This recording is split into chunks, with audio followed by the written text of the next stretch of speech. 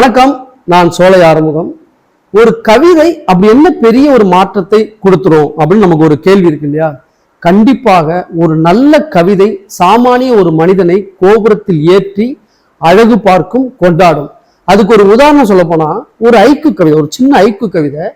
இஸ்திரி போடும் தொழிலாளியின் வயிற்றில் சுருக்கம், இஸ்திரி போடும் தொழிலாளி வயிற்றில் சுருக்கம் அப்படிங்கிற ஒரு சின்ன ஐக்கு கவிதை, ரொம்ப அழகான கவிதை. இந்த கவிதை தான் ஒரு சாதாரண ஒரு மனிதனை உதவி இயக்குனருக்கான வாய்ப்பு கிடைக்கிறதுக்கு இந்த கவிதை காரணமா இருக்கு. அவர் உதவி இயக்குனராகி சினிமாவை கத்துக்கிட்டு அவர் தமிழ் சினிமாவில் ஒரு நல்ல டைரக்டர் ஆயிருக்காரு.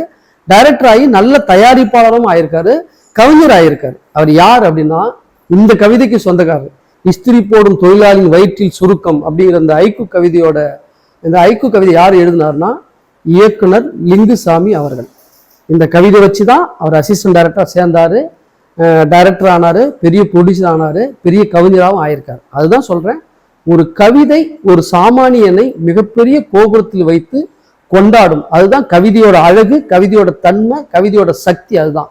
அதனால நீங்களும் கவிதை எழுதுங்கள் அல்லது கவிதைகளை ரசியுங்கள், கொண்டாடுங்கள். நன்றி.